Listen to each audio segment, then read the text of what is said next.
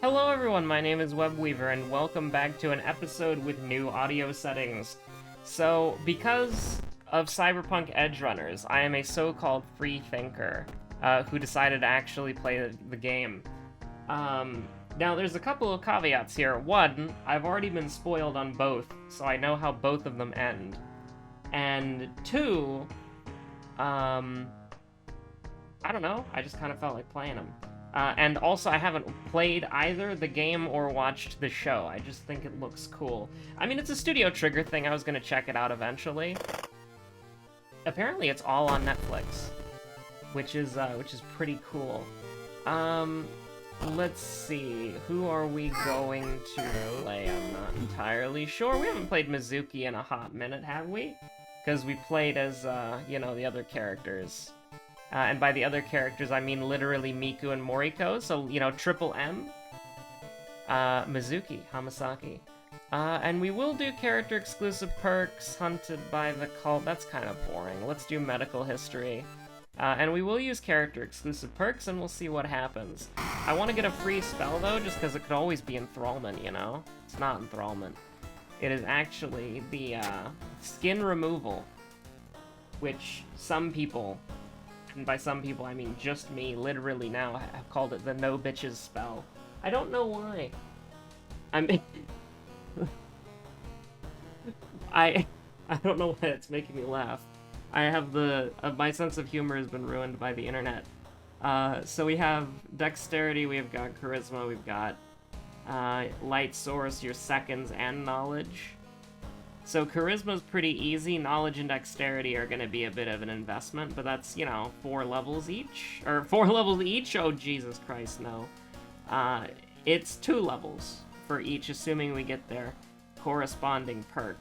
So actually, if you really think about it, we might not actually get both of them, because when has the game ever given me the perks that I wanted? You know what I mean? I mean, a lot of times, because I've played this game, you know, I've done whatever this episode number title is, I've done more playthroughs and runs of the game than the episode title or the episode number is.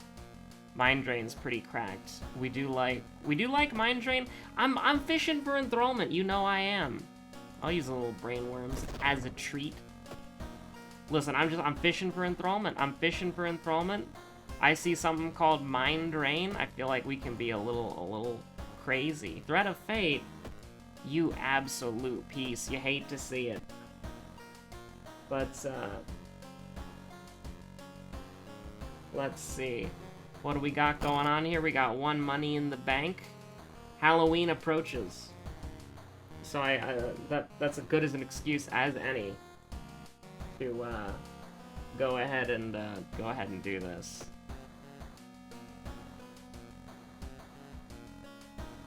So let's see. Moriko on the first try, absolutely goated. Household Hell, Ramen, Violent Vigil, Cape. Footage. So probably want to start with footage. Yeah, probably want to start with footage. Go on to Vigil if we can, then end with Household Hell. If we get roads closed third, then we should probably skip it for, whatchamacallit. You know, the Trank TV Terror, as it is known. So we do have a light source. Oh, okay, we're not doing that then. Never mind. Okay, you know, I'm like, oh, you know, maybe we could do a little heavy-duty flashlight or whatever. Fuck it. Absolutely. Who cares? That's okay. We didn't need to do that anyways. I mean, I don't know. We'll go get a brick, I guess. That'll be our weapon. If I ain't got a weapon, I'll pick up a brick at the vending machine. Can I pick up a few of them? I would really like a few of them. A brick is the only thing that keeps me safe. But, anyways, what's it looking like in Mafia Town? I think the game is either gonna be over, today, and if it ends today, then, like, I'm pretty sure. Well, no, I guess the game is... Well, if the game ends today, then that would be a town victory. If the game ends tomorrow, that's a Mafia victory. Probably. Maybe. I don't know. The players have all done a little bit of trolling, you know? They all have done just a little, just a microscopic amount of trolling. The longer they've been alive, the more the troll meter builds up. And, I mean, I have Discord to a place where I can't see it right now. I don't know if I have it turned off or if I have it turned on. I'm not entirely sure. Oh yeah, I wanted to say something real quick. If there's any audio issues with this episode, it's because of Cyberpunk 2077, and I'll explain that in a hot second. But, yeah, sure, we'll take the stamina, that's fine. Never mind. So basically, Cyberpunk, whenever I booted it up, the audio would crackle. And the reason for this is the game doesn't work with certain, like, frequencies, I guess, and so the audio is horrible unless you change, like, the frequency of your speakers. And so in order to do that, I had to... Yeah, we'll just do that, that's fine. I had to go into my audio DAC settings and then manually change it, which fucked up the audio on my computer, and also fucked up the audio on OBS, and potentially even Discord as well. Also that I could play literally one video game. No other video game has ever had this problem. And this is a bug that's been in the game since launch. You just need to change the audio configuration on your computer. It's absolutely ridiculous. If it wasn't easy, I wouldn't have done it. And here's the thing, it prevented me from playing the game when I bought it, which was like a while ago. I don't remember when I bought it. I bought it off of GOG, so I don't know how to check when you purchase something. But well, we'll do a little plus 2% Doom for fun. But yeah, no, it's just, like, when I first started playing Cyberpunk, it's like I couldn't bear it. Like, the audio crackling was just so bad. And I didn't know how to fix it originally, so I just never played the game. But with Edge Runners, I decided to give the game another shot. And then if I liked the game... Well, I mean, again, I'm gonna watch Edge Runners anyways. Because, again, Studio Trigger. But I felt like if I played the game first, I would have a better understanding of the world and what's happening in the anime. Something about, like, it's a prequel to Cyberpunk 2077, and you get to meet, like, some of the characters who are, like, legendary, I guess? Living legends? I don't know. Where basically, like, you're super important in Night City, everybody knows who you are. And so you get to meet some of those characters, and people thought that was pretty cool. Kyoko, huh? Oh, shit, we got Kyoko, and I didn't even realize. That's pretty cool. I should have gone to the schoolyard, by the way. Got some allies, you know, got some friends, some companionship. What if we just went to Household Hell, and then just ruined the plan because I forgot to grab some allies as a treat, you know? Yeah, that's cool. Let's do it. Give me a charisma. Nope, go to hell. Just go to hell. No, you can't do this to me. You cannot own me like this. +1 luck, I'll take it. Okay, that sucked. Is that worth 4%? The nonsense that we just went through, is that worth 4%? Not entirely sure. But I guess we'll find out. 4% attack speed. If we ever get fame. We might never get fame. And if we never get fame, then it doesn't matter. Do we want to do the seaside twice? Yeah, we want to do the seaside twice. That's totally fair. Now, if we get 4% Doom every time, you know, maybe we don't want to do that. Reasonably this can be done, but we need to go back for bricks. So, yeah, I would say this is pretty reasonable. It's a 97% chance. She takes bonus damage? What the hell? Anyways, get this shit out of here. I don't care. I'll go up to 44%. Now that I said that out loud, the game is gonna, like, smile at me, and I'm not gonna be happy. Oh my god. Alright, so our combat is in shambles forever, and we might have lost the game, but that's okay. That's okay. We have 14 damage in our inventory. That's pretty cool. Yeah, I think we'll just, oh crap. The koi woman was second enemy, right? I'm like 99% sure about that. So, we can't... Oh, wait, hold on. That was... No, we can't do that. Alright. So we'll block once, and then attack once, and we can guarantee that. So we're gonna take -1 to all. That's not too bad, and then we can guarantee the kill. You'll love to see it. Now, we do need to get out of here pretty quickly. I'm a little bit concerned. We do have Mind Drain, which is why I took the Reason L. You know what I mean? Now we have Stamina L. We have a lot of potential L here. I'm a little bit horrified about the impending doom. That's a very concerning thing to me. So we will force ourselves into hiding. I ain't tempting no fucking fate in the other world. Hell no. But, you know, honestly, now that I got Cyberpunk working, I'm going to be honest, I feel like... I have talked about this to, like, any friend who would ever listen to me, and that is, I don't like open world games, right? Like, I am the most basic bitch when it comes to open world games. Off the top of my head, and this list changes every time you ask me because it's off the top of my head, I like the Elder Scrolls games, you know, Morrowind, Oblivion, and Skyrim. I like those three. I like Far Cry 3, and I like Shadow of Mordor, the first one. I did the second one, some web historians may know, we did play on the channel for a bit, and I did enjoy that as well. But both of those games had a really big flaw, which is that they locked the cool shit behind the campaign, and the campaign was the worst part of the game. Like, just walking around and doing cool, like, orc nemesis system shit was, like, the dopest thing, and I would love to play a game built entirely around that, but you don't have to deal with some dumbass story that I don't care about.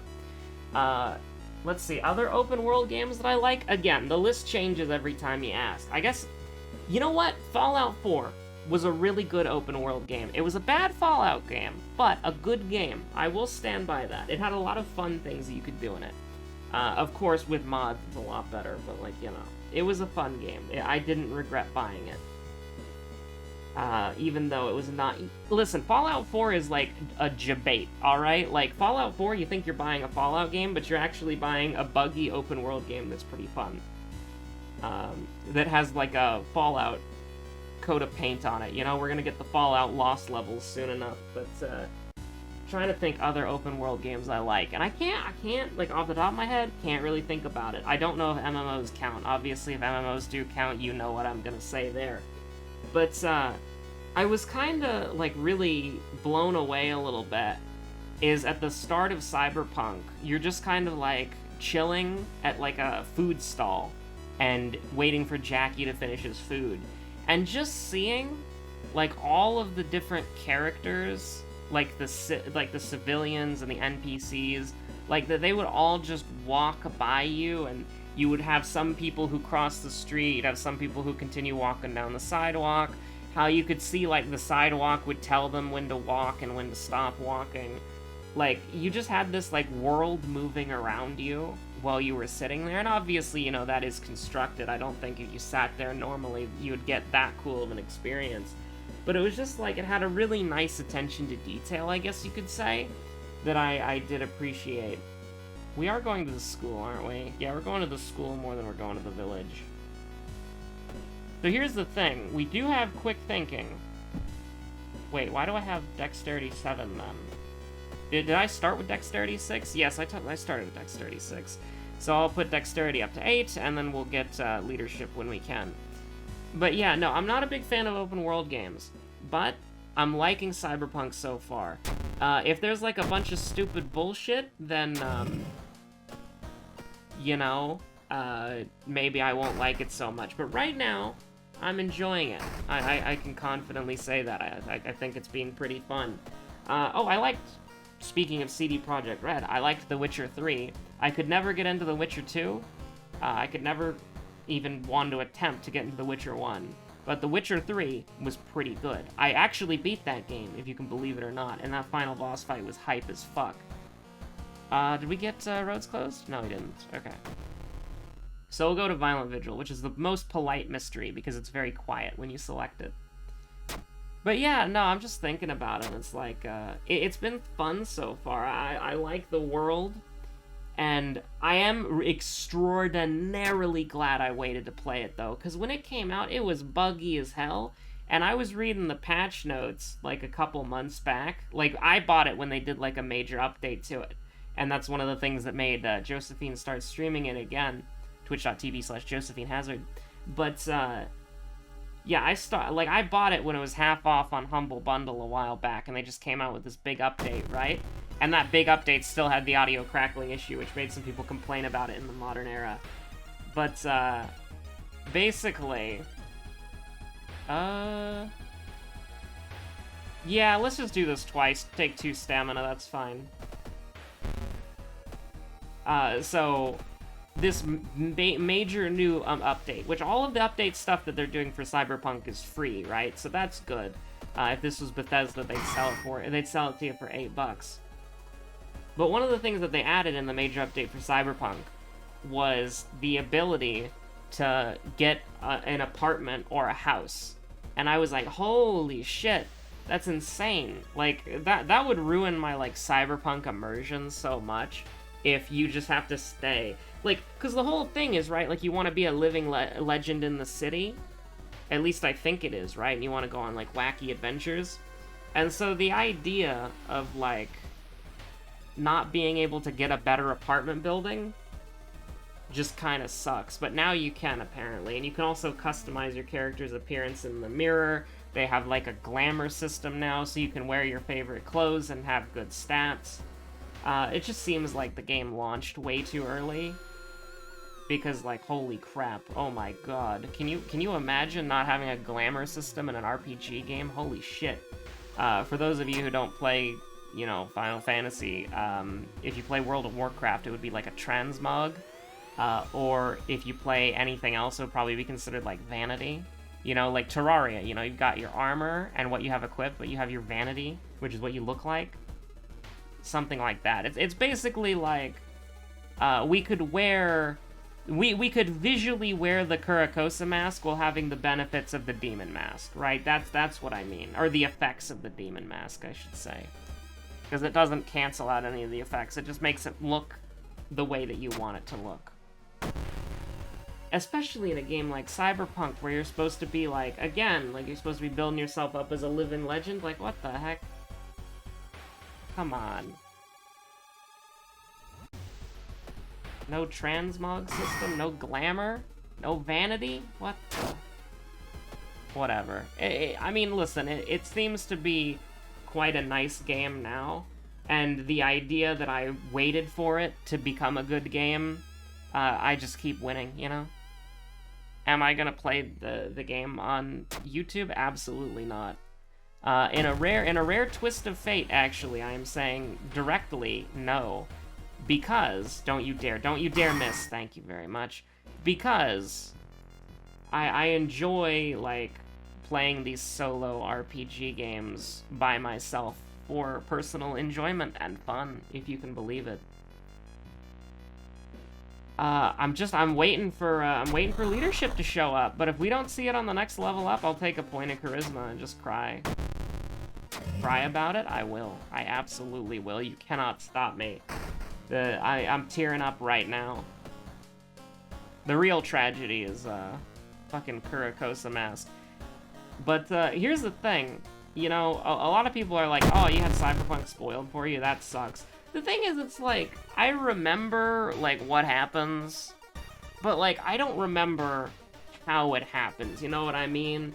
Like, I don't remember the journey, because I only really saw the, like, the early Josephine streams when the game first came out, and I only saw the ending. So, like, pretty much the middle of the game. Like, I'm pretty sure I know the plot twists, and honestly, it's pretty obvious from what I've seen so far. Like, the plot twists that I know are gonna happen, it was very obvious. but, like, subtlety is not the strong suit of the game so far. Except for the, whatchamacallit. Am I gonna go to the vending machine to 65% Doom? I did indeed go to the vending machine to 66%. This is 67%. Alright. We're throwing. Let's cut our losses now. We're on ramen, so it's not the hugest deal. We can do that, that's fine. Always lucky, never punished. But, like we've all, at this point, we know the basic, we all know the basic, whatchamacallit. Shocking tattoo, by the way, let's go. We all know the basic premise, right? Like, you're hanging out with Keanu Reeves and all that stuff. And I've honestly forgotten where I'm going with this. But, yeah, no, I actually did forget where I'm going with this. I actually did.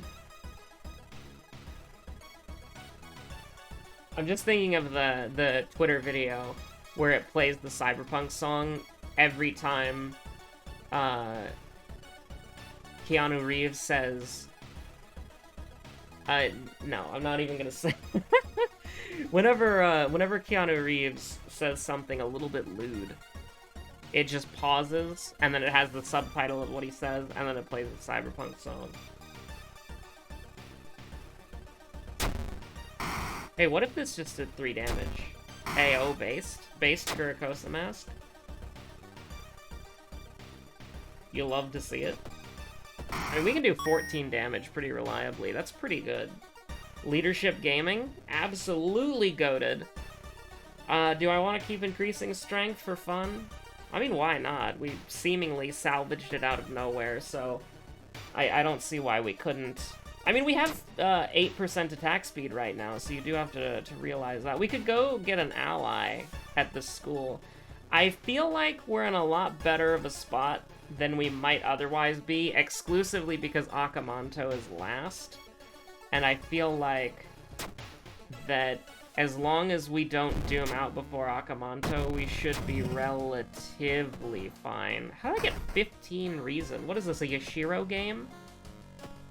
I did that just so you can see the shocking tattoo for like a half a second. But yeah, no, it's been interesting so far. It's been fun. And also, you know, like, spoilers don't necessarily ruin it for me. Like, I've had, Okay, am I back now? I think I'm back now. My dog was eating something. Better safe than sorry, you know, you gotta check that out. But, everything is fine. Everything is completely okay. We got a little gossip strats? Absolutely not. We need that Akamanto mask. Oh, you son of a bitch. Oh, you bees! You bees! Okay, so... we can, indeed, do a little bit of trolling, and we're gonna throw that branch, too. Can we kill him? No, we cannot. Absolutely not. There is no killing here, unless... unless... we did a microscopic amount of trolling. We do need bricks now, though, because we're fresh out of ammunition. Now, unfortunately, bricks don't exist anymore. The year is 1984. George Orwell warned us about this. The government wants to take your bricks away, because they are the only thing that can stop them, you know? People don't know this, but a brick is capable of killing anything, and destroying anything as well. Bricks are the most powerful weapon ever devised by humanity, according to this video game. We also are going to need to heal as well before we go into the danger zone, the most difficult Chillazart video game. Innsmouth look, well, that's fine. Oh, you absolute psycho, you absolute scumbag. Alright, that's okay. Do we want to... 77% Doom, probably like 80%? Yeah, we need to go to the monument like a little bit. Just a little bit. Just a little bit, you know? Just one more. Just one more. Yeah, okay. That should be completely fine. Because I did for gore, like, I think. Maybe? Perhaps. Oh, you son of a gun. Okay. Okay, so the good thing is, hold that thought. I'm doing it wrong, by the way. Do it like that, get more inventory space. Okay, so the good thing is, we can just kill him, right? We can just kill him. Like, this just fucking kills him. Yes. I needed to think about it for a nanosecond because of how the desperation multiplying works. Because, again, like, bonus damage is completely irrelevant. Parting gift for the memes, and then, stamina, I think. Because, like, our sanity is completely fine. So I'm not really worried. Like, yeah, it would be nice to ace the lighthouse for fun.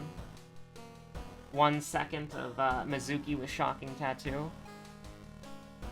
Isn't it messed up that Mizuki can get another character's exclusive perk for free? Well, -2 stamina.